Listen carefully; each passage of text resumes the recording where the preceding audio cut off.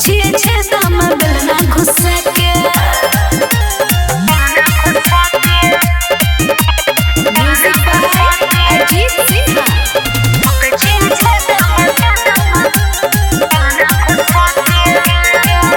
और रोजो निसो डिसो भकरा न मारे ढोरी में मुंह बोरी ठोरी न झरे। हम जाने छियो चौड़ी छिनार छही दोनों जवाना के पहले पहाड़ छही रोज पिए छही कौन जुसा के उहाँ सुते छिए छेदा में बेलना घुसा के उहाँ सुते छिए छेदा